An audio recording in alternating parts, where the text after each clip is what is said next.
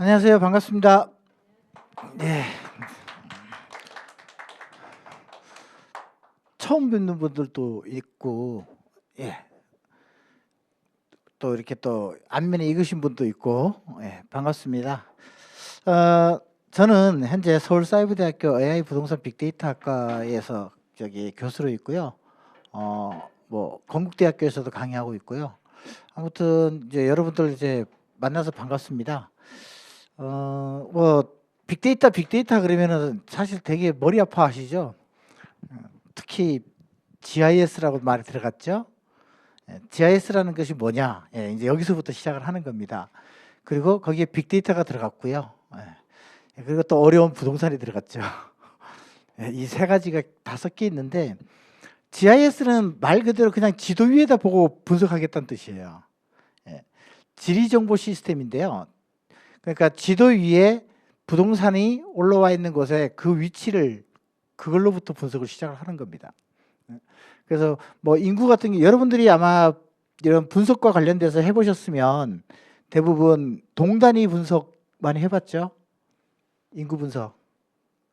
네, 그러니까 그 인구를 연령대별로 어떤 연령대들이 살고 있는지를 동단위로 해가지고 분석을 해봤잖아요. 근데 사실 우리가 부동산과 관련돼서 특히 뭐 중개뿐만 아니라 기타 개발, 상가 투자 이런 것들에 대해서 대부분 분석을 하면 동인구는 우리하고 전혀 상관이 없어요. 왜냐하면 지하철 한 동 안에도 지하철이 2개, 3개 있잖아요. 그죠? 자, 만약에 뭐 부동산을 하고 뭐 오피스텔을 한다고 치고 뭐 다세대 다가구 주택을 투자를 하고 뭐 상가를 투자하고 다 좋다 이거예요. 그러면 지하철을 저 건너편에 있는 지하철의 유동인구가 여기서 내리는 유동인구가 있고 여기서 내리는 사람이 있을 거예요.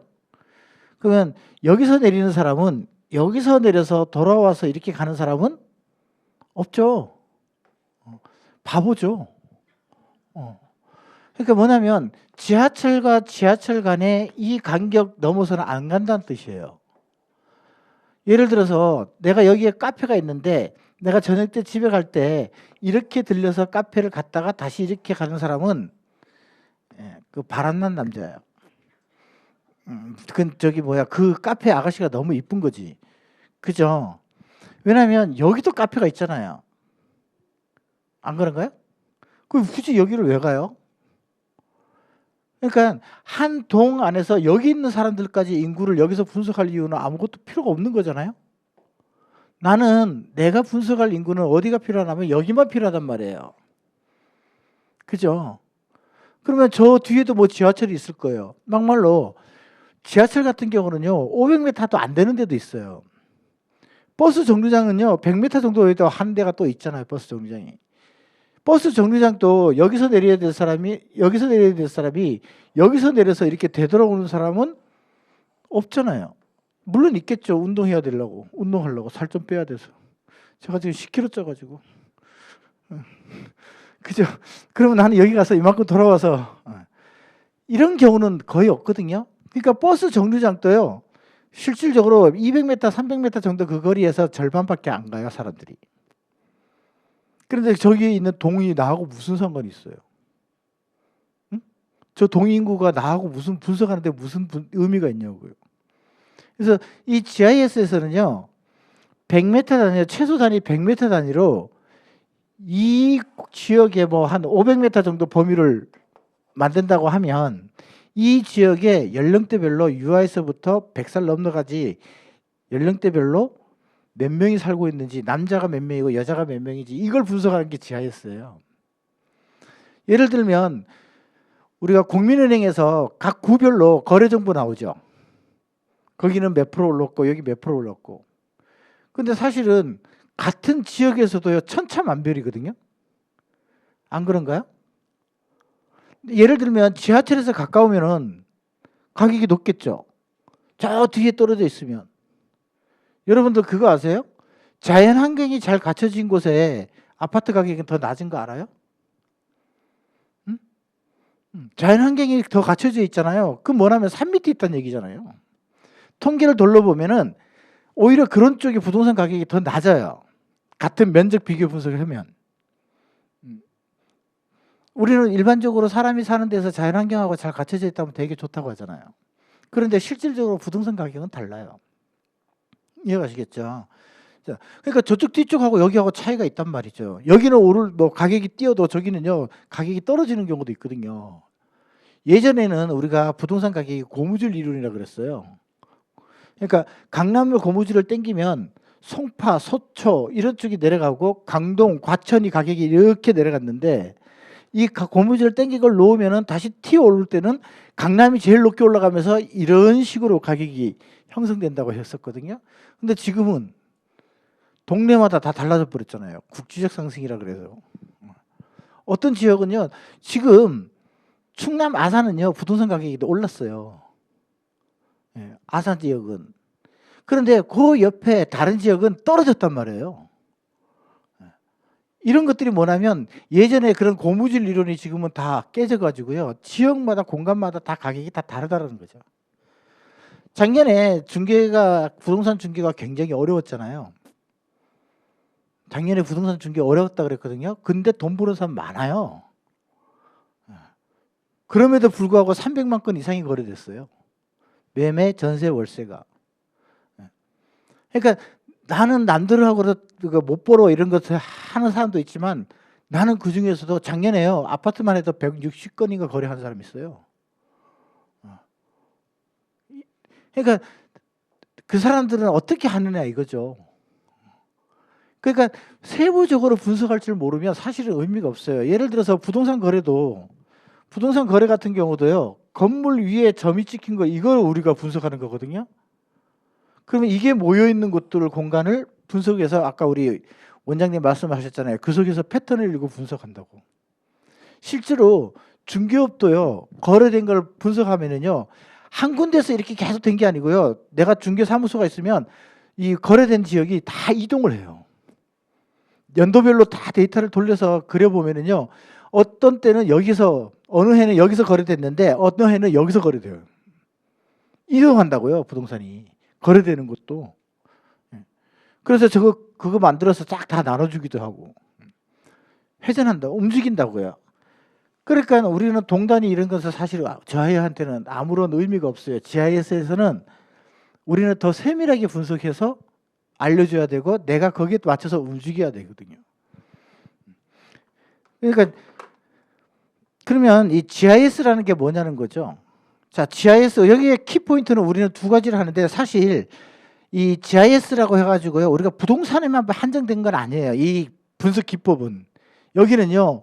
범죄, 전쟁, 테러, 그 다음에 사회복지, 교통 모든 것들을 다 분석하는 게 GIS예요. 그중에 가장 기본 바탕이 되어 있는 게 부동산이에요. 이 지도라는 거는 부동산, 즉 땅이 없으면 그릴 의미가 없잖아요. 거기서부터 그려졌죠. 그러면 우리가 부동산 뭐예요? 토지 위에 정착물이잖아요. 당연히 토지 데이터가 있으니까 건축물 데이터도 있겠네요. 그죠? 예. 그러면 도로도 있겠네요. 도로 데이터. 우리는 상권과 관련돼서 제가 상권 쪽으로 많이 가르쳐요. 상권 쪽으로 예를 들면 6m 이하 도로는 상권이 잘 안 만들어져요. 좁아서. 그리고 시계성이 가려요. 저 뒤에가 안 보여요. 간판이 앞에만 하나만 있어도. 그래서 우리는 6m 이상 도로를 대상으로 많이 분석을 하거든요. 그런데 나는 언제 가가지고 그 도로 가갖고 줄자로 재겠냐고요. 언제 그 짓 하고 있어요. 근데 그런 도로가 몇 메타 도로고 몇 차선 도로고 그런 데이터가 국가에서 다 공짜로 주고 있어요. 건축물 데이터도 공짜로 다 주고요. 토지 데이터도 공짜로 다 줘요. 그걸 갖고 만든 게 여러분들이 보셨던 토지 이용 계획서예요. 토지 이용 계획 확인은 있죠. 그 기법이 웹 GIS예요. 서버에다가 지도를 토지 필지 지도를 그렇게 올려놨는데 우리는 그 데이터를 내 컴퓨터로 갖고 와서 거기서 우리가 직접 하나씩 분석한다는 뜻이에요. 그래서 어디가 전원주택을 짓는 데 좋은지, 요양병원은 어디다가 짓는 게 좋은지 이런 것들을 분석하는 거죠. 그래서 사실은 많은 분들이 그런 얘기에 제가 학과가 AI 부동산 빅데이터 학과거든요. 제가 가르치고 있는 학과가. 그런데 GIS는 아직까지 AI 갖고는 저걸 안 돼요. 단지 뭘로 하냐면요. 그 데이터를 가지고 AI에서 돌려서 그래프를 만들어내는 거죠. 근데 우리는 물론 그것도 배우지만 지도 위에다가 표시한다고. 지도 위에다가. 이해가 안 되시죠? 그럼 뭐냐면 강남구에 지하철역이 여기 있다. 이거 표시한다고요. 지하철에서 몇 메타 정도 떨어진 데서 여기가 아파트가 몇 개 거래됐다. 여기가 빌라가 몇 개 거래됐고 여기가 저 카페가 몇 개 있고 이거 분석하는 게 이 GIS예요. 그러니까 여러분들 이거 생각하시면 돼요. 김종호 우리 예전에 뭐죠? 추사 김종호 이 양반이 전국을 다니면서 지도를 그렸잖아요. 근데요 신기하게요 그 지도가요 지금 우리 지도하고 딱 맞으시잖아요. 이게 매핑을 뜨면은 거의 98% 가까이 일치해요. 그러니까 그 양반은 몸에 내비게이션이 장착되어 있는 사람인 거죠. GPS가 들어가 있는 거죠. 그 정도로 정교합니다. 그래서 우리도 지금 이렇게 뭐냐면 지도에다가 앞으로 이 지도를 기반으로 하고요. 그러니까 GIS라는 것은 지도라고 생각하십시오. 그냥 여기다가 정보를 올리는 거거든요. 그래서 여기다가 빅데이터를 올리는 거예요. 여러분들은 엑셀 써보셨죠?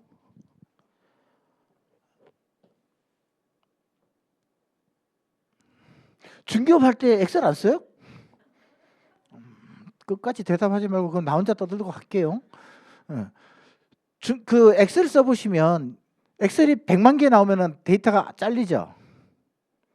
아 거기까지는 안 불러보셨나요? 우리 지금 GIS 하면요 막 1000만 개 막 이렇게 돼요. 데이터를. 그 100만 개 하면 엑셀에서는 잘려요. 근데 GIS는 다 불러올 수 있어요. 그걸 기반으로 빅데이터를 기반으로 지도 위에다가 데이터를 표시하는 거기 때문에. 그러니까 예를 들면 전국에 점포 정보가 막 400만 개, 500만 개 되는데 엑셀에서 불러오면 다 안 불러와줘요. 근데 GIS는 전국에 있는 점포 정보 데이터가 다 들어오는 거죠. 보여드릴게요.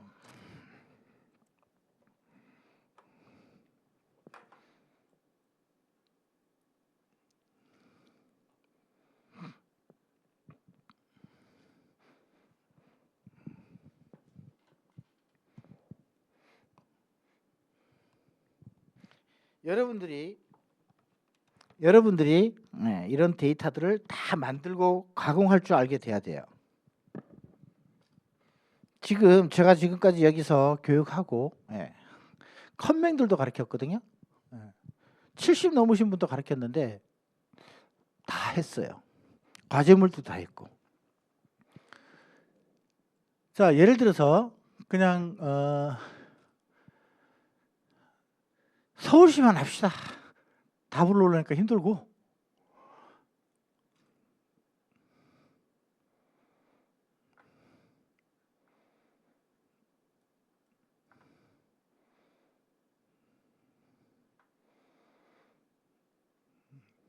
서울시 직장인구고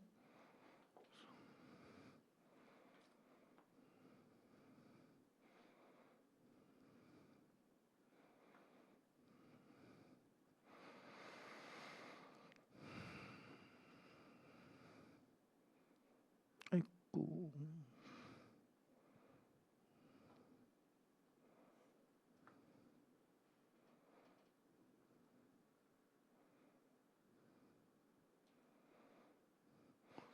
네, 지금 서울시에 있는 데이터만 불러오고 있거든요.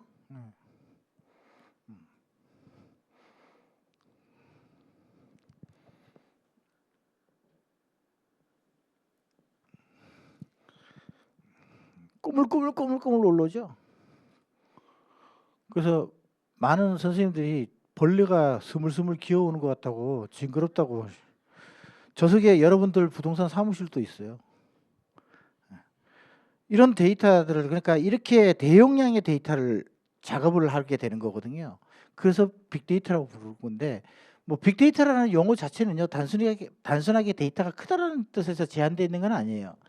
이거는 데이터를 수집하고 이제 여러분들이 수집부터 배워야 돼요. 수집하는 것도 어디에 무슨 데이터는 걸 알아야 앞으로 수시로 여러분들이 이제 불러다가 쓰는 거고요. 그리고 거기에서 뭘 또 했어요? 그거를 쪼개고 자르고 붙이고 하는 가공을 또 할 줄 알아야 되죠. 그러면 나만의 데이터가 되는 거예요. 이런 교육을 해보면요, 직업에 따라서요, 자기가 관심 있는 분야가 다르거든요. 그래서 직업에 따라서 자기가 붙이는 데이터도 달라져서 다른 데이터가 나와요. 최종적으로. 이렇게 나왔으면 이거를 지도를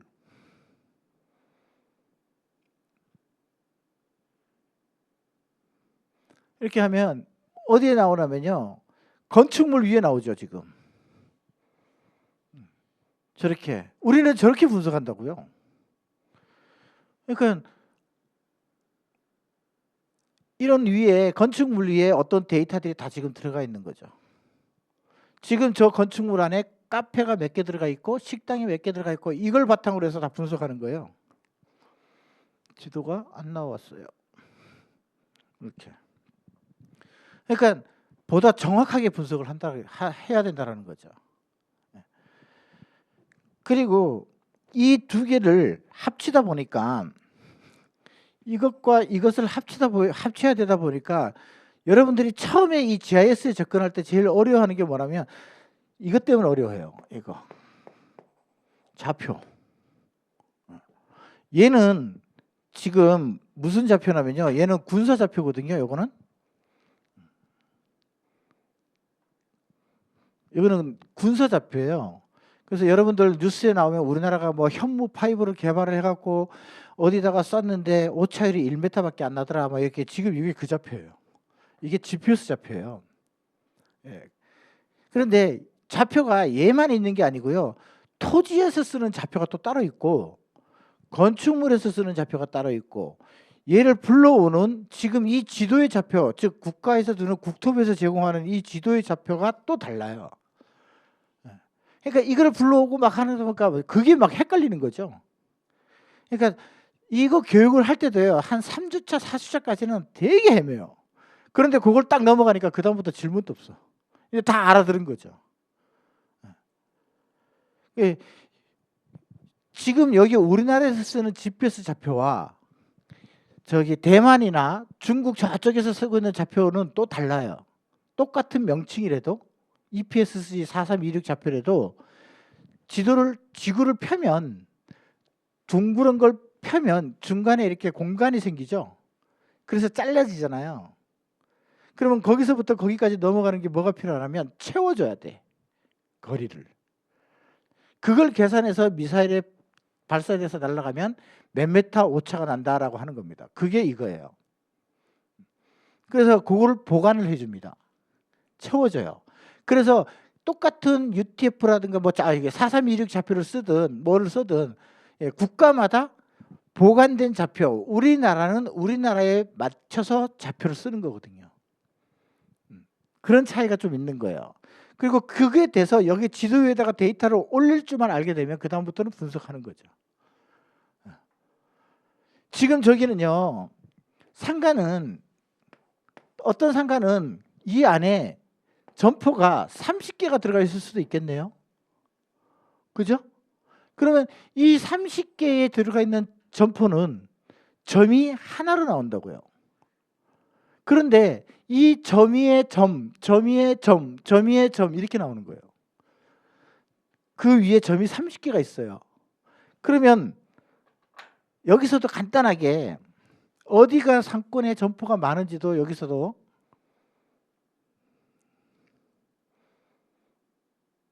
본다면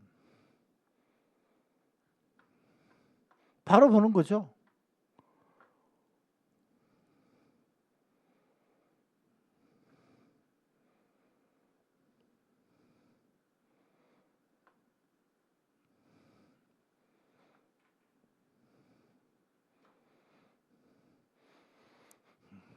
그러면 빨간색일수록 점포가 많이 몰려 있는데요. 원래는 여기 요만큼씩 잘라서 해요. 우리 동네에 내가 관심 있는 내 중개사무소 범위로 해서 500m 정도 범위만 뽑아서 분석하고 이렇게 하는데 그것도 잘라서 또 하면은 좀 있으면 끝나야 되니까 그렇게 하면 시간 걸리니까 그냥 서울시 통째로 해버린 거예요. 조금 기다려 주십시오. 지금 분석하고 있어요. 같은 공간에 점포들이 얼마만큼 몰려 있는지를. 그걸 이제 색깔로 표시해 주는 거. 이거 하는 거예요, 이거. 그러면 요만한 동네에서 연도별로 만약에 커피숍이라고 하면 연도별로 커피숍 이 지도 그림을 그리잖아요. 그러면 커피숍이 어느 쪽 방향으로 카페가 더 늘어나고 있다는 게 그림으로도 보이는 거예요. 그러면은 다음에 커피숍을 어디다 넣어야 돼? 이동하는 대로 가야 되잖아요. 그걸 분석하는 거예요. 이렇게. 만약에 이걸요, 출퇴근이다, 버스. 우리는 버스 정류장마다 이 정류장 하나에서 몇 명이 타고 내리는지를 우리는 분석하는 사람이에요. 여기에 버스가 저기에 뭐 몇 대가 있는데 여기에 버스 몇 명 타고 내리는 거 우리는 아무 의미 없어요, 그런 거. 우리는 이 버스 정류장, 예를 들어서 내가 부동산 사무실을 하려고 하는데 여기에도 버스 정류장이 있고 저기도 버스 정류장이 있고 저기도 있을 거고 이 밑에도 있을 거예요. 우리는 그 버스 정류장 하나마다 분석이 있고 여기에 몇 명이 타고 내리나 시간대별로 우리는 그렇게 분석하는 사람들이에요. 그걸 지도 위에서 그 데이터를 가져와서 분석하는 거죠. 그러면 동일하게 버스 정류장에 있으면 사람이 많은 데서 해야 될 거 아니에요. 당연한 거 아니에요? 커피숍이든 뭐든 뭐 부동산 사무실이든 가장 버스 정류장에 사람이 많이 타고 내리는 데서 한다고 하면 해야 되거든요. 지금 저렇게 표시돼서 나온다고요.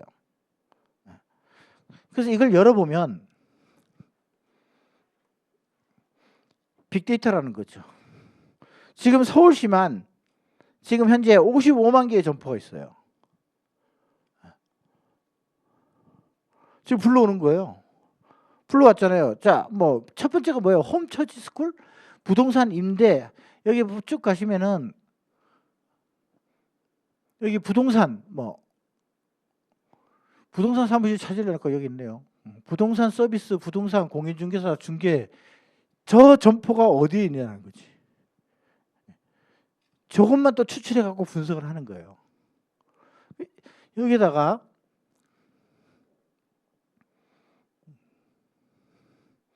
그러면 한번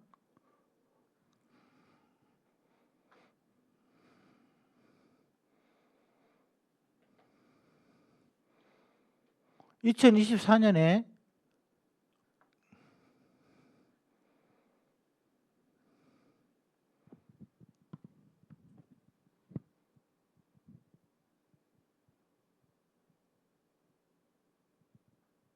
서울시에 2024년에 서울시에 거래가 어떻게 이루어졌는지도 볼까요?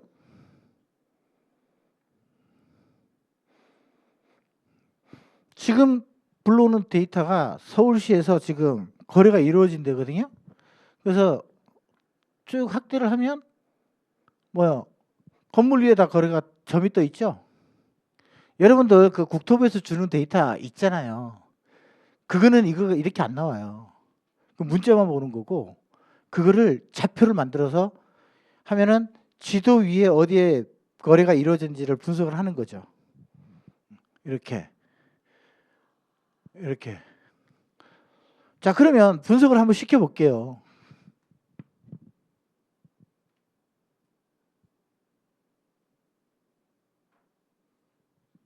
그래서 부동산이 거래가 이루어진 전국 데이터를 다 다루는 거죠. 그래서 여기 앉아서요, 제주도 것도 분석하는 거예요. 만약에 나는 능력이 돼, 여기 앉아서 미국 부동산 분석할 수도 있어요. 할 수 있어요. 이게 왜냐면 이 지도가, 이 GIS는요, 전국 세계에서 쓰는 거예요, 얘가.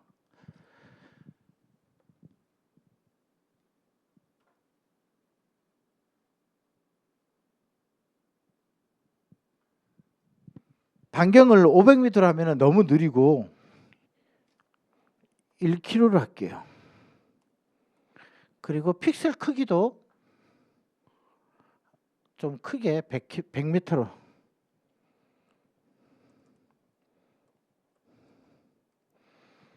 한번 거래를 봅시다. 어디가 거래가, 이 데이터를 가지고요, 부동산 사무실 예상 매출을 뽑아요. 거래 금액을, 매매는 매매 금액대로 다 구분해 가지고 해가지고 가격을 저기 중개 수수료를 계산을 넣어서 그래갖고 그거를 합산을 해서 평균을 내고 이렇게 해갖고 어디가 거래는 지금 해드리는 거는 거래 건수가 어디가 많이 나오는 거고 그런데 거래 건수는 낮아도 중개 수수료는 높은 데가 또 있고 그런 것들을 이제 다 데이터를 만들어서 스스로 만들어서 그거를 내가 분석해서 나중에 컨설팅까지 커피숍은 이런 식으로 그래서 커피숍은 어떻게 어느 위치가 더 유리한지 뭐 요양병원을 짓는다든가 뭐 카페를 뭐 다 마찬가지. 세금 신고 내역을 불러온다고요? 교수님? 아니요, 이제 우리가 중개 수수료 계산을 여기서 만드는 거죠. 예? 예, 예. 그걸 가지고 예상 매출을 만드는 거죠. 그런 게 이렇게 오픈이 돼 있어요? 다 오픈돼 있어요. 중개 수수료 신고하잖아요. 중개 거래 가격 신고 안 해요? 신고 안 하면 안 되는데. 지금 저게 오픈돼 있어요. 1000개. 지금 저 선 하나가 제일 낮은 게 1000개고요. 가운데 몰려 있는 게 최대 4500개까지 거래가 이루어진대요. 원래는 이렇게 한 군데를 잘라서 해서 분석을 해야 되는데 다시 자르고 뭐 하려면 시간 걸려서 그냥 서울시 통째로 한 거고요. 자, 그럼 여기다가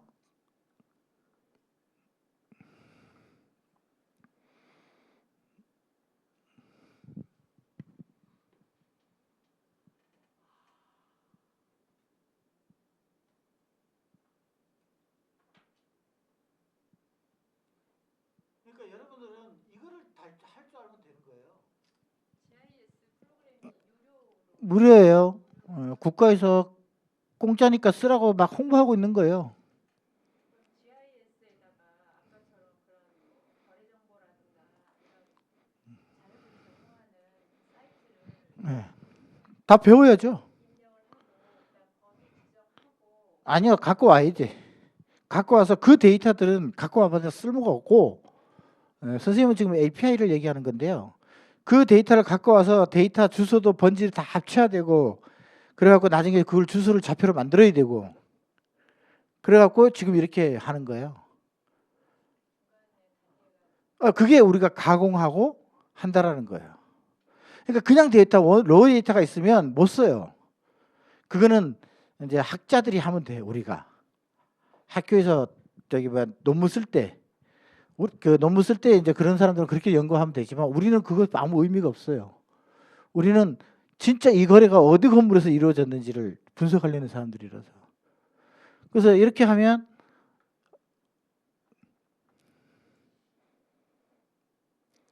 지금 요 범위가요. 1000개까지 거래가 이루어졌던 데다 2000개까지 거래가 이루어졌던 데다 범위까지 다 지정을 하죠. 그래서 중개사무소를 만약에 한다거나 이럴 때도 이렇게 이거 딱 배우기 시작하면 벌써 중개업 컨설팅하고 있어요. 중개업. 중개사무소 저기 중개는 무조건 다 해버려요. 요걸 해서 조금만 더 응용하면은 뭐 카페도 할 수 있고요. 약국도 하고 병원 자리도 봐주고 그러면 약국은 어느 업종하고 같이 있어야 어느 종목하고 같이 있어야 약국이 더 잘 되는지 그런 것까지 다 분석한다고요. 약국이 서로 도움을 주고받는 관계에 있다면 병원하고요. 그러면 어떻게 해서 가까이 있으려고 그러겠죠. 그러면 가까이 있다는 거 뭐예요? 거리 분석이겠네. 거리 측정하면 되잖아요. 그런 걸 측정하고 하는 거예요. 그래서 그 중에서 뽑아내는 거죠. 어느 업종이 가까이 있을 때 약국들이 많더라. 그럼 뭐예요? 서로 도움을 주고받는 관계라는 거죠. 점포는 제 박사 논문이 그건데요. 점포는요. 그냥 무작정 이렇게 들어갔다고 되는 게 아니라 다른 업종하고요. 서로 도움을 주고받는 관계를 갖고 있어요. 그게 상호 의존성이에요. 그러니까 식당에 들어가면 여러분들 옛날에 식당에 가면 노래방 라이터도 있었고 PC방 라이터도 있고 그런 거 아시죠? 그러니까 뭐냐면 그 노래방은요. 이 식당에서 손님을 많이 보내주거든. 그래서 거기다가 라이터를 올려놓는 거예요. 그게 뭐냐면 상정 간 서로 의존 관계를 갖고 있는 거거든요. 그래서 의존 관계를 가지면 가질수록 가깝게 붙으려고 그래요. 그렇게 해서 만들어지는 게 상권이에요. 근데 무식하게 막 저렇게 하고 만드니까 안 되고 만들었다가 다 망가지고 하는 거예요. 이해 가시나요? 그러니까 지금 쟤들이 뭐 소상공인 상권 분석 시스템 이런 거 분석하는 거 다 개판이에요. 제가 거기 자문하면서도 안 된다 그러니까. 개판인 거예요. 그래서 안 맞은 거예요. 그래서 석사 박사들도 소상공인 상권 분석 데이터 갖고 논문 쓰면은 교수님이 전부 다 쓰레기통에다 갖다 버려버려요. 쓰레기를 넣으면 쓰레기가 나온다 그래요. 그게요. 그래서 그 데이터를 못 쓰게 해요. 안 맞으니까. 막 좀 냉정하게 얘기하잖아요. 여러분들 건대 상권 그러면 젊은 애들이 만들까요? 여러분들이 많을까? 하기는 여러분들 거기 가면 애들이 싫어해. 그죠? 근데 실질적으로 데이터를 딱 뽑으면 40대, 50대가 많다고 나와요. 건대가. 소상공인 상권 분석 시스템에서 데이터 뽑으면. 왜? 여러분들 카드 갖고 다니거든. 그러니까 데이터가 안 맞는 거예요. 이해 가시나요? 그래서 안 맞으니까 우리는 믿을 수 있는 국가가 주는 데이터를 전부 다 나한테 내 입맛에 맞춰서 다 바꾸겠다는 뜻이에요. 내가 하는 일에 맞춰서. 이해 가시나요?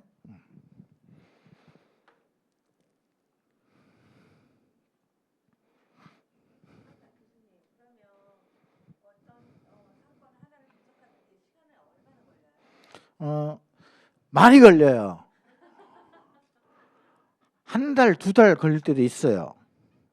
그런데 제가 데이터 센터 지금 만들고 있는데요. 초기에 그런 일을 하지 말라고. 지금 보여드렸던 이런 데이터들을 서버에 탑재해가지고 AI를 이용해서 시각화시켜서 대시보드로 제가 보고서, 기본 보고서 나오게끔 할 거예요. 처음부터 계약도 안 했는데 뭐하러 분석을 해? 저는요, 계약 안 하는 이상은 절대 분석 안 해요. 거기서 아무리 사탕 발림 해도 한두 번 해봤겠어요? 안 해요. 일단 돈 들어오고 난 다음에 움직여요. 연예인들이 돈 들어오면 바뀐다잖아요, 몸이. 우리는 돈 들어오지 않는 이상 절대 안 움직여요. 근데 여러분들은 저처럼 배짱 부려서 하면 안 되지. 그래서 여러분들이 그 단계를 없애주기 위해서 제가 데이터 센터 지금 만들고 있는 거거든요. 그래서 저런 데이터를 10년치 막 이렇게 데이터 지금 해서 연도별로 지금 여기가 점포가 늘어나는지 안 줄어드는지 이런 것들을 전부 다 딱 그래프로 나오게 해서 시각화시켜서 보고 여기서 한번 맡겨서 해봐야 되겠다 그러는 사람들은 이제 지금 배우는 것들을 응용을 해서 하게 하는 거. 그러면 한 2, 3일이면 끝. 저는 3시간이면 끝. 여러분들은 찾아야 돼. 메뉴를. 어디에 뭔 메뉴인지. 그러니까 한 3, 4일 이렇게 걸리고. 그래서 이 교육받고 난 다음에 중개하시는 선생님들 중에 프랜차이즈하고 계약해가지고요. 상권 분석해주는 선생님들이 많아요. 프랜차이즈가 우리들의 점포들을 상권 분석해달라고. 그러면 그 보고서를 제공해주면 거기에 데이터가 들어가 있잖아요. 걔들이 그것 때문에 계약해서 하는 선생님들이 많아요. 이거 배우고 난 다음에. 그래서 GIS는 이거예요. 사실 이 생활에 필요한 것들, 사람이 살아가는 거에 따른 모든 것들을 전부 다 지도 위에 데이터로 담을 수 있는 게 GIS예요. 그리고 우리는 여기서 말씀드렸지만 이런 데이터들을 가지고 수집하고 가공하고 그거를 정제하고 그거를 정보를 데이터로 만들어서 그걸 분석하는 사람들. 그러니까 여러분들이 스스로 데이터를 만들어야 되는 거죠. 원시 데이터 뭐 이제 기본 데이터 이렇게 얘기 많이 하는데요. GIS 상에서는 그거는 그냥 정보일 뿐이에요. 그거를 우리가 쓸 수 있게끔 만드는 데이터로 만드는 작업을 해야 돼요. 그걸 배워야 돼요. 그걸 할 줄 알아야 나중에 어떤 데이터 하나가 딱 나한테 주어졌을 때 머릿속에서 요 데이터 처음 보는 데이터야. 그러면은 나는 요거를 요렇게 하면 요런 데이터가 나오겠는데 이렇게 되는 거예요. 그게 데이터 설계예요. 이제 그걸 할 줄 알면은 잘하게 됩니다. 그래서 우리는 이렇게 생각하시면 돼요. 지도 위에다가 모양을 가진 것. 우리는 모양은요 이거예요. 점, 선, 도형이에요. 점은 좀 전에 봤죠. 선은 도로일 수도 있고요, 하천일 수도 있고요, 자전거 도로일 수도 있고요, 등산로일 수도 있고 그래요. 다 있어요. 자전거 도로를 만드는 것도 이렇게 만드는 거거든요. 그다음에 토지 필지, 건축물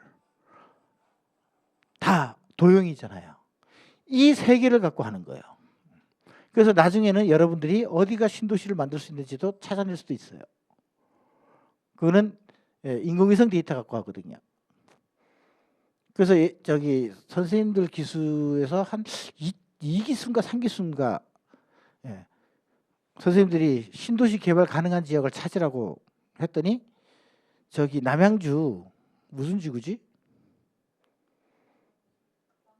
왕숙지구를 찾아냈어. 선생님들이. 왜냐면 이 프로그램은 LH가 이 프로그램 갖고 쓰고요. 거기에 넣는 함수식도 똑같거든. 그래갖고 왕숙지구가 개발되는 걸로 이렇게 나왔어요. 여러 군데 용인도 했고 뭐 선생님들이 자기들이 살고 있는 위치를 했는데 거기서 한 군데 나온 데가 왕숙지구가 나왔어요.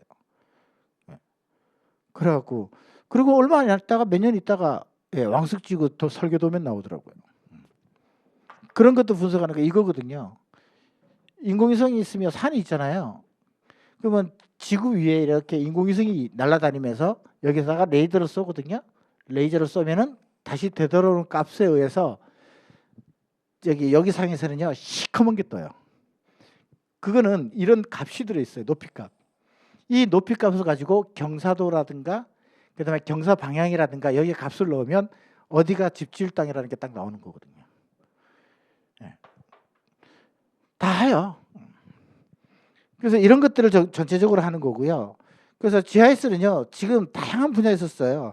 여러분들 네이버 지도 보시죠. 네이버 지도 이렇게 확대하면은 뭐 카페도 나오고 뭐 하죠. 그게 웹 GIS예요. 이런 것의 기본 바탕이 돼 있는 거예요. 그러니까 빅데이터라는 것은 뭐 많이 들어보셨을 거고 빅데이터 그냥 데이터 크다. 우리는 그냥 데이터 크다고 생각하세요. 단 우리는 뭐다? 가공하고 나만의 데이터를 만드는 사람이라 이렇게 생각하시면 돼요. 그거는 배우면 누구나 다 해요.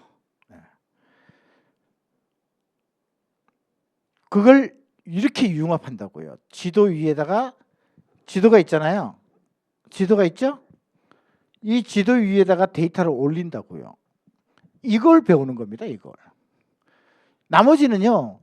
매뉴얼도 다 있고 그 다음에 하는 방법은 배우면 돼요. 하는 방법은 어떻게 해서 이걸 데이터를 만드느냐. 그러다 보니까 배우시면서 제일 많이 듣는 얘기가 마술을 보는 것 같다고. 내가 이런 세상이 있는지 몰랐다고. 그런 얘기를 많이 하시고요. 저렇게 점이 올라갔죠? 선이 올라갔죠? 저건 이제 선은 뭐예요? 저건 도로거든요. 그 다음에 이렇게 건축물. 왼쪽 거는 건축물이 올라간 거고요. 이거는 제주도 것까지 다 있어요. 독도 빼고 군사지역 빼고 섬 이런 데 빼고 저기 오른쪽 거는 토지 필지예요. 지금 여기 시커멓게 보이는 거 저게 보라색에 시커멓게 보이는 게 저기 토지 하나하나의 각 필지예요. 지금 아까 좀 전에 말씀드린 인공위성으로 촬영한 것이 왼쪽 거 첫 번째 시커멓게 되어 있는 게 인공위성으로 만들었는데 지금 빨간색으로 되어 있는 게 뭐냐면요. 저기 검은색으로 되어 있는 거기에 높이값이에요. 그래서 우리는 이렇게 만들어서 산처럼 이렇게 녹색으로 색깔도 변경하고 그다음에 보면은 이제 3차원 토지에다가 건축물을 올려서 이 건축물에 대한 3차원으로 비교 분석도 하고 저런 거 할 때는 특히 이제 예전에 펜션의 경매 나왔는데요. 펜션 경매가 나온 거를 이게 투자해도 되는지 마는지 좀 떨어졌다고 가격이 싸다고. 그래갖고 요렇게 3차원으로 만들어서 그 펜션의 건물을 올려놓고 그 높이를 해놓고요. 이렇게 360도로 이렇게 돌려가면서 봤더니 꽉 막혔어. 답답해. 펜션 이런 데 사람들 안 가요. 그래갖고 그 사진을 몇 컷 스틸컷으로 해갖고 보내줬더니 입찰 안 들어가는 거죠. 이렇게. 요양병원 저는 요양병원 같은 경우 산에다가 요양병원 만드는 경우가 많잖아요. 그럼 우리는 뭘 분석하냐면 뷰를 분석해요. 근데 내가 언제 거기까지가 바빠 죽겠는데 중개업해야 되는데. 그럼 뭐요? 여기 앉아서 그걸 분석하는 거죠. 어디까지가 시계가 쫙 뻗쳐나가는지 이런 거 분석하고 하는 거죠. 이렇게 데이터 위에 그래프를 올리면서 분석하는 거죠. 저렇게 음식점 같은 경우 서울시는 음식점이 어떻게 연도별로 변했는지 2020년 코로나 때 제일 작살났죠. 이거는 여러분들 지진이 발생하면 지진이 발생 빈도가 높은데 부동산 가격이 떨어지는 거 알죠? 92년도 지진이 어디서 났는지, 93년도, 94년도, 95년도 지진이 지금 어디에서 이렇게 연도별로 이거는 만드는 거 쉬워요. 다 만들어요 이거. 요걸 가지고 또 뭘로 하냐면요. 인구 이동하는 거 있죠. 저기 연도별로 어디가 사람이 없어지고 어디가 많아지는지 똑같은 기능으로 그것도 해줘요. 그랬더니 소멸되는 동네가 다 보여요. 점점 소멸되는 지역하고 어디로 사람이 몰리는지도 다 보이는 거죠. 이렇게 2012년, 13년, 4년, 2024년까지 만드는 거거든요. 저기 포항 저쪽에 지진 난 거, 포항 쪽 그쪽에 연도별로 지진 계속 났죠. 그래서 거기 집값 다 폭락해 버렸잖아요. 거기 지진 난데 거래가 전혀 안 이루어지고 있어요. 이런 식으로. 이것도 마찬가지인데요. 수원시가 인구가 여러분들 이거 감 잡을 수 있을지 모르겠는데 2021년이거든요. 2020년 뭔가 변했죠. 요거를 수원시를 전체로 해서 그런데요. 조금만 쪼개갖고 하면은요. 눈에 더 확 띄어요. 그래서 어디가 사람이 줄었고 어디가 늘어나는지를 아는 거예요. 요거는 이제 마포구의 실제로 부동산 거래를 분석을 해서 중개사무소를 이동을 시켰어요. 옮겨가게. 2017년에 보세요. 부동산 거래가 어떻게 됐는지 보세요. 움직이잖아요. 2018년, 2019년 부동산 거래가 움직인 게 뭐예요? 움직이죠. 많이 거래됐던 데가 움직이죠. 이렇게. 이렇게 분석할 수 있는 거죠.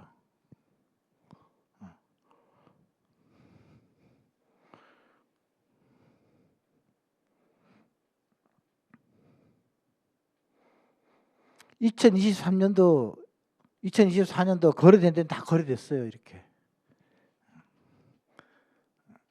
이제 지금 제가 그 서버를 만들고 있는 게 지금 이거 만들고 있는 거예요. 저렇게 그 지역을 찍으면 이렇게 나오게끔. 그래서 여러분들이 나중에 그걸 거기에 뭐라 그럴까 쓸데없는 일을 안 하게. 일단 저거 갖고 상담하고 그쪽에서 적극적으로 나와서 하겠다 그러면은 그때 분석하시면 된다고. 그래서 초보자도요. 이런 경우는 좀 배워놓고 나중에 조금만 이제 또 연습을 하는 시간이 필요하지만 이거 배워놔 가지고요. 이렇게 하면은 초보자도 그 그림을 딱 보면 여러분들 이거 보면 어디가 거래되는 거 보이잖아요. 그죠? 그런데 누가 토를 달아요? 토다는 사람 한 명도 없대요. 이거 딱 보여주니까 심지어 이런 TV 있잖아요. 한 50인치 화면에다가 컴퓨터 연결해 가지고요. 바깥에다가 이거 틀어놓는데 이걸 틀어놓은대요. 지나가다가 사람들이 궁금해 가지고 들어온대요. 이게 뭐냐고. 그래갖고 손님 많이 늘어난다고.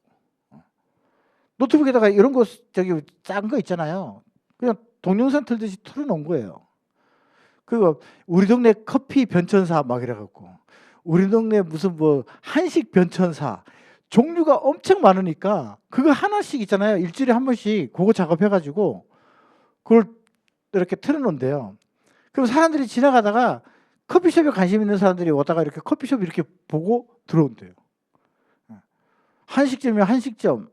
그리고 어떤 사람들은 그냥 신기해서 들어온대. 이게 뭐냐고. 부동산 사무실이 어디가 많아졌다 없어지는 것까지 다 만드니까. 그러니까 신기해서 들어와 가지고 손님 늘어났다는 것도 많아요. 그래서 지금 보시다시피 초보자도 누구든지 딱 보면 뭐예요? 아, 저기가 잘 되는 자리네? 보이죠? 내가 부동산 사무실을 만약에 한다 그러면 저기 가서 해야 되겠네? 그냥 그림에 나오잖아요. 그러니까 이것을 가지고 지금 여기 보시면 이렇게 제가 최근에 여기 데이터가 있나? 없는 것 같은데요. 여기 안 가져왔나? 여기 최근에 김포에요. 그 아파트 132세대하고 2층까지 이제 상가가 있는 거를 그걸 유치권도 있고 한 거를 매입하려고 투자자가 그걸 통째로. 근데 상가가 안 되면 위에 거는 잡을 이유가 없다라는 거예요. 그래갖고 봤더니 인구가 뚝뚝뚝뚝 거의 절반까지 떨어졌고요.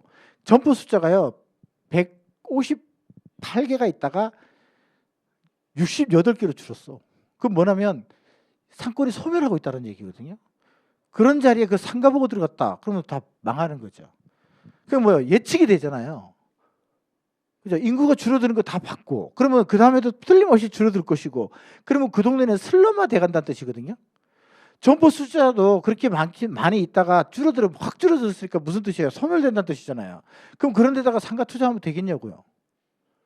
돼요? 하면 안 되잖아요. 그 뭐예요? 예측이 되잖아요. 예. 그런 것들을 시계열 데이터를 가지고 분석하는 거죠.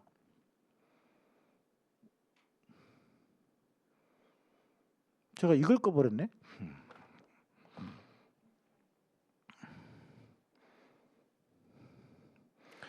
그 다음에 저는 항상 말씀드리지만 우리는 동단위, 구단위, 우리는 이런 분석은 우리하고는 아무 의미 없어요. 우리가 분석하는 거는 나는 더 세분화시켜서 쪼개야 되는데 이 GIS의 장점은 또 뭐가 있냐면요. 아까 위치로 다 올라갔잖아요. 어느 내가 특정 지역을 하면 이 위에 건축물, 똑같은 공간, 이 공간의 건축물, 토지, 점포, 거래, 도로, 수변, 토지, 요 똑같은 공간에 지도에다가요, 여기다가 건축물, 토지, 점포, 도로 이걸 올려서 이렇게 나는 여기만 분석을 할 거야. 여기만. 이렇게 이게 되는 거거든요. 그러니까 다 할 필요가 없다는 얘기죠. 부동산 사무실도 실질적으로 영업권은요 300에서 500m밖에 안 돼요. 여러분들 상권들 그런 거 얘기 들어보면 500m 거리에 독점 세대 얘기 들어보고 2km 이내에 가망 세대 얘기 들어봤죠? 안 들어봤어요? 이 경제학의 기본인데. 점포나 상권이 있으면 500m는 독점 세대, 2km 이내는 가망 세대. 그래서 가망 세대에서는 30%의 소비자가 오고 독점 세대에는 70%의 소비자가 온다고 사기치고 있어요. 그래서 여러분들 분양 팜플렛 받아갖고 쓰는 거 보는 거 전부 사기치고 있는 거 보는 거예요. 2km 넘어가면요 남의 동네거든요. 여러분들 여기에 상가에 단지 상가나 아파트에 상가가 있으면 저쪽 뒤에도 있어요. 거기 있는 사람이 여기를 와요 안 와요? 뭐하러 와? 거기도 있는데. 여기에 스타벅스 있으면 거기도 스타벅스 있어요. 여기 학원 있으면 거기도 학원이 있단 말이에요. 그 사람들 여기를 뭐하러 오냐고. 그러니까 상가가 지금 너무 많은 거예요. 그래서 신도시 상가 지금 너무 많아가지고 지금 저거 기다리세요. 저거 통째로 다 경매 넘어갈 거니까. 다산 신도시, 고덕 국제도시, 저기 또 어디야 거기. 아까 왕숙지구 다 경매 나올 자리야 상가들. 분석 설계가 잘못돼 있어서 그런 거거든요. 우리는 여기 올 사람들은요 이만큼 또 안 와요. 여기에도 있거든. 여기에도 있어요. 상권이 있어요. 우리나라는. 왜 그러냐면 우리나라는 저기 일반 주거지역까지 상권이 다 들어갈 수 있어요. 여러분들 주거지역 안에도 카페 있고 식당 있고 다 있잖아요. 배달도 하고 때로는 자는데 오토바이 다다닥 지나가잖아요. 확 승질나게. 그죠? 다 있는 거예요. 우리나라는 일반 전용 주거지역을 제외하고 1종 일반 주거지역 제외하고 2종, 3종은 전부 다 들어가요. 못 들어가는 것들은 이제 4차선 이상 도로 접해서 만나는 거. 예를 들어서 PC방, 노래방, DVD방 이런 것들은 4차선 이상 도로 접해요. 옛날에는 2차선 골목에도 다 있었잖아요. 이제 그거 제한했는데 식당, 카페 이런 것도 다 들어갈 수 있어요. 그러니까 뭐냐면 점포가 막 움직이는 거죠. 우리는 이거는 잘못된 분석들이라니까. 이거 어디서 나왔냐면요. 1800년도에 하반기에 논문에서 나온 거예요. 우리나라 논문 아니고 서양 논문. 이것도 뭘 분석한 거냐면 백화점, 마트 분석, 쇼핑센터 분석한 걸 갖고 우리나라에서 이걸 갖고 상권에다가 대입시켜 다 거짓말 치는 거지. 누가 거기서 여기까지 와? 어? 올 사람 아무도 없는데. 여러분들 홍대 상권, 상권의 범위가 어디예요? 홍대 상권. 동남아시아잖아. 유럽에서도 오잖아요. 어? 그런 거하고는 다른 개념이에요. 명동, 메딘 저기 중국까지 연결돼 있잖아. 거기 중국인들 빼봐 뭐 상권 다 무너져. 원래 무너져야 되는 자리인데 관광객 때문에 살아남고 있는 거지. 명동 상권은요 20년 전에 무너졌어야 돼요. 그 관광객이 없었으면 택도 없는 상권이야 그거. 거기는 빨리 업무나 오피스로 바뀌어야 되는 거지. 그런 것들을 분석할 수 있고 뭐요 예측해야 되고 하는 거죠. 그러니까 신도시 뉴타운에서도 점포가 얼마나 예를 들어서 평택 상권 같은 경우 평택 고덕 국제도시 같은 경우 있잖아요. GIS로 설계 도면을 그려요. 그래갖고 한 지역의 1층에 점포가 380개가 들어가. 그런데 거기에 세대수가요 3,000세대밖에 안 돼. 3,800세대. 건대상권이요 하루에 3만 명에서 5만 명까지 왔다 갔다 하거든요. 그런데 거기도 140개 정도밖에 점포가 없어요. 1층에. 무슨 동네 아파트 상가에서 1층에 상가가 300개, 400개가 나와. 말이 안 되는 소리 하는 거예요. 그러니까 전부 다 공실인 거지. 그런 것들을 분석할 수 있게끔 해야 되는 거죠. 맨 땅일 때. 우리는 맨 땅이라는 거를 지도 위에서 설계를 해가지고 거리 측정 다 하는 거죠. 그래서 앞으로는요 점점 더 여러분들이 이런 빅데이터를 사용하는 쪽으로 활용이 굉장히 넘어갈 거예요. 특히 지금 젊은이들 제가 각 대학교에서도 이렇게 하면 애들이 지금 해요. 20대들도 배워갖고 나온다고요. 근데 단지 여러분들이 더 유리한 게 뭐냐면 걔들은요 프로그램 2억 원짜리 배워요. 아크지아이스라고. 아크지아이스는 풀 패키징 하잖아요. 그냥 일반적인 패키징을 하면 한 4천만 원. 근데 여기에 계속 프로그램을 탑재해야 돼요. 그걸 다 탑재하면 거의 2억 원 가까이 들거든요. 돈 있어요? 없잖아요. 그 돈 있으면 뭐로 이짓해, 그죠? 근데 QGIS는 이 프로그램 탑재하는 것까지 다 무료예요. 무료. 근데 흔히 말하는 화이트 해커라고 있죠. 그러니까 착한 해커들. 이런 사람들이 만들어 갖고 계속 만들어서 업그레이드 시켜주는 거예요. 그래서 이것도 10년 전부터요 계속 업그레이드 돼가지고 최신 버전으로. 그래서 QGIS는 함부로 아무거나 다운받아서 쓰면 안 돼요. 잘못하면 여러분들 컴퓨터도 날려. 안정화된 걸 써야 돼요. 무조건 최신 버전이라고 다운받아서 쓰잖아요. 계속 에러 터져요. 그래서 안정화된 버전을 사용하는 거예요. 그리고 거기다가 여러 가지 플러그인 탑재를 해서 활용을 하는 거죠. 그러니까 그런 정신 나간 애들이 많아요. 고마운 친구들.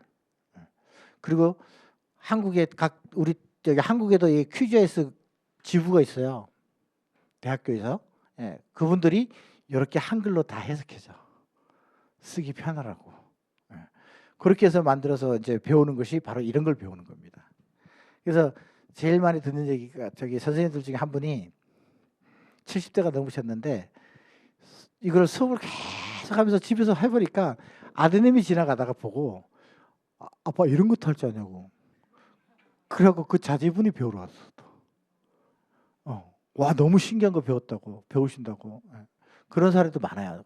심지어 지금 저기 우리 학교에는 아드님이 24살인데 우리 학교로 편입시켰어.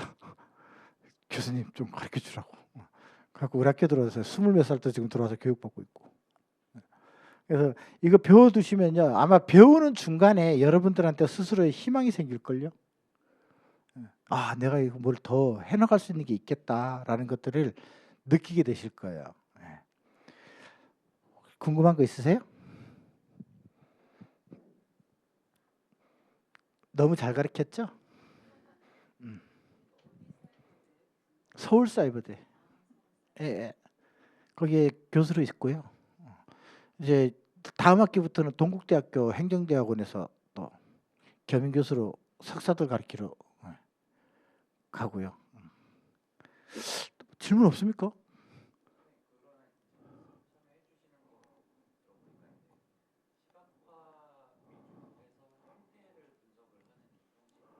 아니, 그것만 하면 안 되지. 그것만 하면 거는요 금방 해요. 그건 아무 의미 없어요.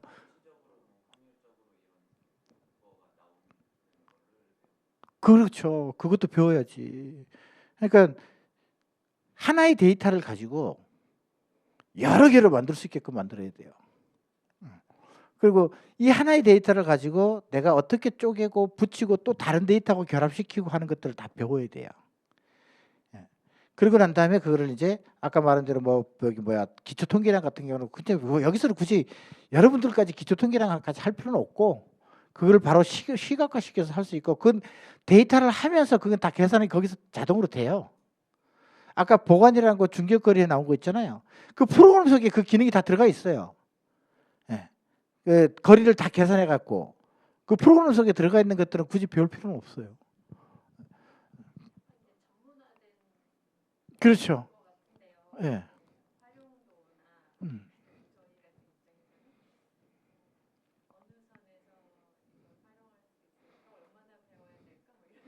배우는 거는 지금 있는 거 배우시고 15주 기간 동안에 다 가르쳐 줄 거니까. 그리고 그 이상 되는 거는 저희가 동아리가 있어요.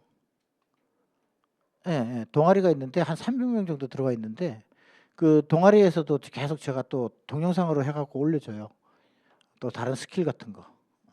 조금 더 복잡해지는 거.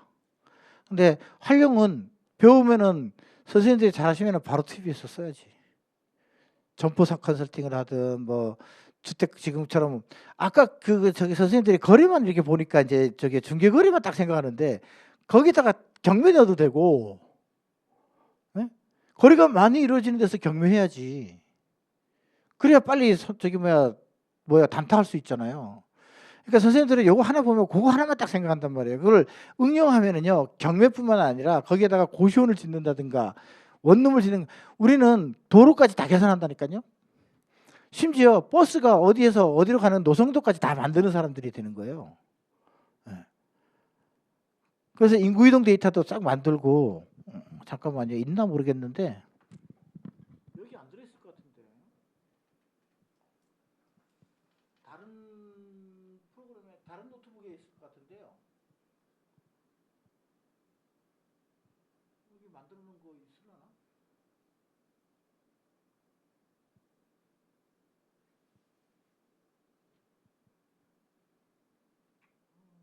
여기는 없어요. 그러니까 경매 있잖아요. 지금 아까 그런 걸 미리 딱 분석을 해요. 분석을 해놓고 지금 나는 요 범위 안에 그 뭐 2,000개까지 거래가 이루어지는 범위 안에 들어오는 거는 빌라는 내가 무조건 경매를 들어가겠다. 그러면 경매가 나온 것도 주소가 있잖아요. 그 주소를 좌표를 만들어요. 좌표를 만들어서 위치가 어디 들어오는지 다 경매 물건 빌라 다 해가지고 거기다가 점으로 띄우면 그 안에 들어간 것만 또 추출해내서 경매 물건하고 그다음에 거리 가점 분석이라고 해가지고요. 지하철마다 300m 안에 있는 상가들, 500m 있는 상가들 이렇게 구분을 해놔요. 한 번만 만들어 놓으면 그 다음에 상가 물건들 주소를 좌표로 만들어서 점이 그 속에 내가 300m 안에 들어온 거는 무조건 확인한다. 그렇게 해갖고 가는 거죠. 이게 리스크를 확 줄여버리는 거죠. 그런 것도 있고 방법은 많아요. 이게 지금 제가 이걸 안 보여드리려고 했는데 이거 말고 방법이 되게 많아요. 많은데 이걸 한두 개만 보면 선생님들이 한두 개만 딱 적어서 생각을 못 한단 말이에요. 그래서 안 보내줘. 아까 원장님한테도 GIS는 안 보여줄까 고민하고 있다라고 얘기를 했는데 그 한두 개 보면은요. 그 한두 개가 단 줄 알아요. 아니거든요. 똑같은 데이터 지하철역 하나 가지고 분석하는 스킬을요. 10개, 20개씩 나눠버릴 수도 있어요. 하는 사람에 따라서. 그래서 한두 개 갖고 이거 하는 게 아니에요. 스킬이 아까 보여드린 거 있잖아요. 거기에 항목들이 있잖아요. 전부 다 여러분들 배워야 되는 항목들이에요. 그 하나하나가 전부 다 분석하는 기법들이에요. 그래서 그 분석들이 뭐 하는 기법들인지를 알고 거기에다가 뭘 집어넣는지를 알면 되는 거고. 거기서 조금 이제 복잡한 거는 여러분들 이제 그래프도 동적으로 만들 수 있게끔 단추 탁 누르면 그래프가 싹 바뀌고 이러는 거 배우는 거고. 그런 걸 하는 겁니다. 네네. 과제 3개. 아니요. 저기 실습한 거를 과제를 4개 해요. 실습한 거 제출하라고. 같이 수업했던 거 실습한 거에다가 협회에다 주면 되는 거고 그거는 가장 기본적으로 누구나 다 해야 되는 할 줄 알아야 되는 거고요. 자격증 1급은요. 자기 스스로 데이터를 구해서 자기 스스로 데이터를 설계해서 나만의 데이터를 만드는 사람이 자격증 1급이에요. 근데 그거는 지금 현재 우리 학교에서도 그 지금 4주차 됐거든요. 이제 5주차 가는데 4주차 때 벌써 그 자기 스스로 만들더라고. 그런 사람도 있어요. 컴퓨터 조금 다룰 줄 알아서. 그러니까 대한민국의 황사 측정하는 데 있죠. 그 위치를 데이터를 찾아가지고 그거를 주소를 가지고 좌표를 만들어갖고 그거를 딱 지도 위에다가 올렸더라고요. 그런 식으로 별의별 거 다 하는 거예요. 지도 위에다가 할 수 있는 표현은 다. 심지어 수맥도까지. 수맥. 어디가 지하수 수맥이 흐르는 것까지 데이터 다 있어요. 국가에서 다 공짜예요. 심지어 그 토지에 안반이 저기 토질이 뭔지도 곰이 어디에 많이 나타나는지도 반달곰이 그런 거 데이터까지 다 있어요. 우리나라 다 공짜예요. 근데 여러분들이 지금 모르고 있는 것뿐이지. 아니요. 여기서 배우시면 돼요. 아니요. 여기서 아까 저기 했잖아요. 1급은 아니요. 2급하고 1급만 있는데 1급은요. 그냥 1년에 한 번씩 저기 우리 회원들한테 다 날라가요. 할 사람 하라고. 그러면 이제 자기가 어떤 주제를 갖고 하겠다고 이제 날려주면 돼요. 그래갖고 그 결과물을 우리가 심사해서 이 사람은 1급 자격증 돼도 되겠다 할 때 1급 나가는 거고 2급은요. 수업 중에 하는 과제 있어요. 예를 들면 가장 중요한 것 중에 하나가 우리는 사람을 분석해야 되거든요. 그래서 100m마다 유아, 남자, 여자, 유소년, 남자, 여자, 초등학생, 남자, 여자, 중학생, 여자, 100살까지 그 데이터를 겹치게 하나로 만들어서 그거를 저기 엑셀에서 동적 그래프 단추를 딱 누르면은 여기 뭐 예를 들어서 부동산 사무실 주변에는 연령대가 어떻게 살고 여기 부동산 사무실 어떻게 단추를 딱 누르면 자동으로 그래프가 움직이게끔 만드는 거. 그 동적 그래프. 그거 하나 있고요. 그다음에 이제 어디에 뉴타운 신도시 지어질지. 그거 하나. 그다음에 좀 전에 보여줬던 거. 그거 했죠? 그러면 그 속에 실제로 거래가 된 데이터를 추출해라. 추출해서 예상 매출 뽑으시라 이렇게. 그렇게 3개. 다 배우는 거예요.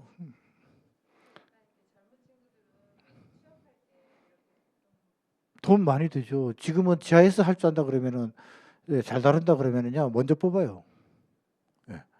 그래서 여기서 교육받은 젊은 친구 같은 경우는 프로테크 회사로도 많이 갔어요. 뭐 직방, 다방 이런 데가 다 프로테크 회사거든요. 그런 데 쪽으로도 취직해서 간 사람들도 있고. 왜냐하면 이런 사람들은 우리 회사에서 어떤 데이터가 필요하다 그러면 만들 줄 알거든요. 그거를 그래서 일반적인 저기에서 하면 책 같은 거 사서 보면요 그걸 만들 줄 못해요. 근데 이걸 만드는 것까지 체계적으로 배우면 여러분들 잘할 수 있어요. 그러니까 기초에서부터 다 할 수 있게끔 가르쳐 나가니까 큰 걱정 안 하셔도 돼요. 컴퓨터까지 가르쳤다니까. 겁낼 거 하나도 없어요. 컴퓨터 켠다. 껐다 켤 줄 알죠? 여러분들 한글 쓸 수 있죠? 여러분들 중개 물건 보고 하는 거 쓸 수 있죠? 중개물건 인터넷으로 보고 안 해요? 인터넷으로 신고하잖아요. 응. 여러분들 그 저기 뭐야 문서 작성 같은 거 쓰잖아요. 그럼 많이 하는 거야. 컴퓨터 켤지도 모르는 사람도 와서 배웠어요. 진짜로. 농담 아니에요. 그러니까 겁내지 마세요. 그러니까 저는 이렇게 얘기해요. 안 하니까 못 하는 거지 못해서 안 하는 건 핑계인 거예요. 해봐요. 다 하지. 저는 맨날 그런 얘기해요. 학교에서도 그래요. 안 하니까 못 하지. 못 하니까 안 한다고? 핑계 대지 말라고. 다 해. 저는 이거 연구할 때 책이 없었어요. 책이 없었고 옛날 과거에는요. 하나하나 코딩하면서 저걸 했었어요. 근데 지금은요. 버전이 너무 좋아져 가지고 예, 지금 그냥 툭툭 누르면서 하게 된 거죠. 옛날에는 전부 다 코딩했었어요. 예. 또 궁금하신 거 있어요? 되게 쉬워졌어요, 지금은. 그러니까 GUI라 그래 갖고 그래픽 유저 인터페이스로 바뀐 거죠, 저게. 예. 그러니까 지금 아까 이렇게 보면서 누르면서 했잖아요. 예? 예. 그걸로 해줬기 때문에 다 따라할 수 있는 거죠. 그거 따라하는 것만 잘해도 여러분들 벌써 실력자가 된 거예요. 또 궁금하신 사항 있습니까? 안 해줘요? 안 돼요. 네. 이거 GIS는 아직 안 돼요. 비슷하게 흉내를 내도 엉망이에요. 이거 말고 그 R이나 스타타에서도 하는데 안 돼요. 헐 이게 쉬워요.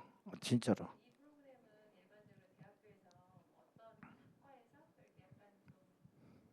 아니 지금은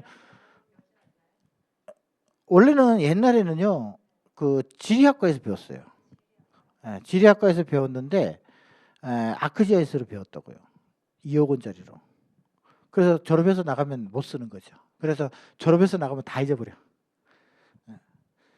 아무튼 이거는 국가에서요 장려하고 있는 거예요.